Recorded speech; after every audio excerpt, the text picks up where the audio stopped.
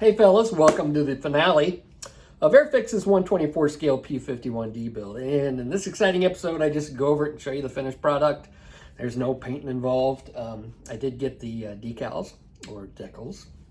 You know what, let's call them stickers. And then that way all the real serious guys, they'll get on my comments and be like, they're not stickers, they're water slide decals. You don't know anything, you're a big stupid head. That'd be funny. So yeah, I may call them stickers in future videos. Who knows? It'd be kind of fun. Anyway, got her all done. There she is. The Warbird decals went on extremely well. The only ones I used were the little naked lady here on both sides, the front and the back, and the Creamer's Dream lettering, and then the little thing right there that says what the serial number is and all that. Those are the only decals. Oh, and then I used one up here from the old kit, which, you know, those are the only decals I used on it. Everything else is painted. And we'll take a closer look at it. But, you know, it's an old Airfix kit.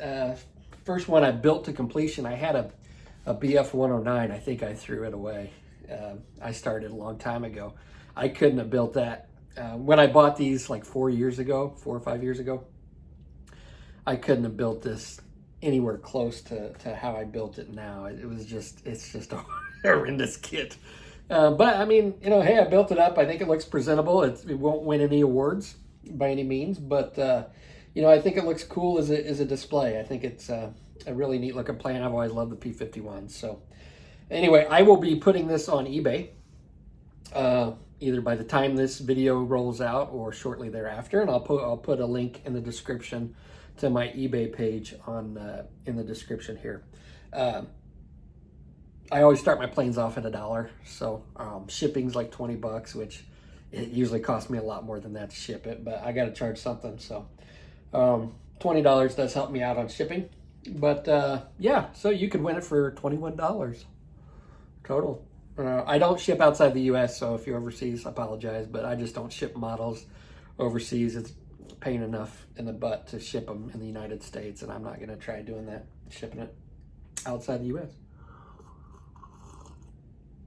But anyway, this isn't a sales pitch. I'm just letting you guys know because a lot of my viewers want to know if I post stuff, so I let you guys know that I'm posting on eBay. But anyway, let's go take a look at this bad boy, a closer look at it, and I will, I don't know, let's just get on the video. All right, fellas, let's take a look at this. We'll spin it around. Oh, I am so happy to get this done. When I first started this kit, before I started filming, I had started on the kit and I threw it back in the box. I'm like, I'm not messing with this. It's just a big pain in the ass.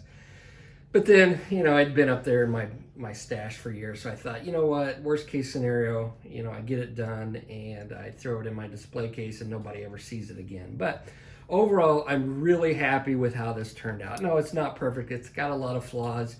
There's some inaccuracies, but I think, you know, from a distance, like I said earlier, you know, being a 5-footer, I think it's probably a little closer, maybe a 3-footer, maybe even a 2-footer. But from a distance, I think it makes a really cool display piece. Now, you know, like I said, it's not perfect. One of the issues that I ran into, and if you've built this plane before, you'll probably notice that I didn't install the engine.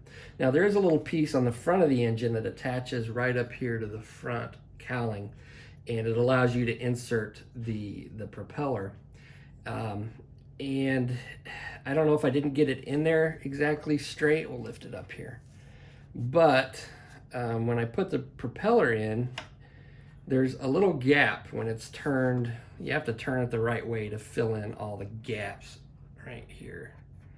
So like, you know, there's a gap there. So if I turn it and push it in, there we go. So you just kind of have to get it the right way. And in order to, I could have glued this down, but I thought, you know, if I'm going to be shipping this, I don't really want to glue down. So if somebody gets this, whoever gets this, if they want to like make sure it's nice and snug, they can probably like glue it down with some super glue. I put a little bit of tape on this nub and it helps hold it in place a little better. The The canopy, it's not a very good canopy at all. It's almost like toy-like the way they have you glue it on here. It's like there's like these tabs on the clear part, and they're somewhat noticeable. It's not too bad at a distance, but you know, upon close inspection, it's you know, it's just not a very good canopy.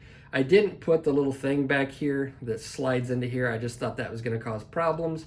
And since the intent was to have it closed anyway, it's not something that's going to be noticeable.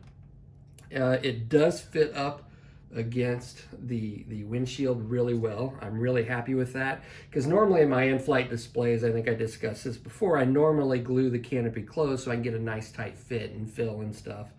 But I was able to do this without having to glue that down, and that helps because once I get done painting, there are a lot of openings to try to cover. I would have had greeblies and paint inside of there, so it's really nice that I was able to close that up, and it does fit pretty nicely.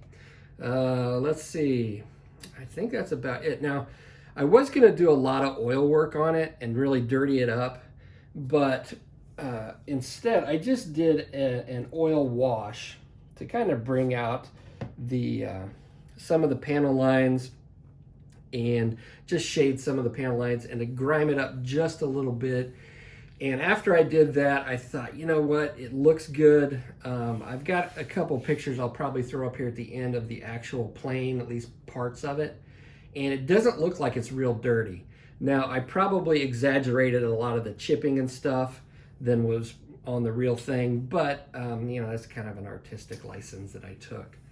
But there it is, fellas. I'm really happy with the way it turned out, and there we go. The base, it was kind of an idea that I had floating in my head because I watched the movie The Red Tails the other day. I'd never seen it before, you know, and apparently these things escorted a lot of these B-17 bombers. So I had this image in my head where I wanted to have an image of all these silhouettes of the B-17 bombers, and you know, I took my inspiration from World War II propaganda posters, which, you know, I think are just kind of a neat nostalgia, give it a neat nostalgic look. And so, you know, that's how I came up with the base idea. But there we go, fellas. Got my felt on the bottom, so it looks nice and professional, because I like to look professional even though I'm not. So there we go, guys. Really happy with how this turned out. If you're building this kit, I recommend don't. But if you do, I hope, you know, some of the things I showed on this video really help out. And I think I said this before, but I am posting this on eBay, so if you're interested in it, I started at $1, so you might get this for $1. Here's some pictures, and I appreciate you watching. See you on the next build.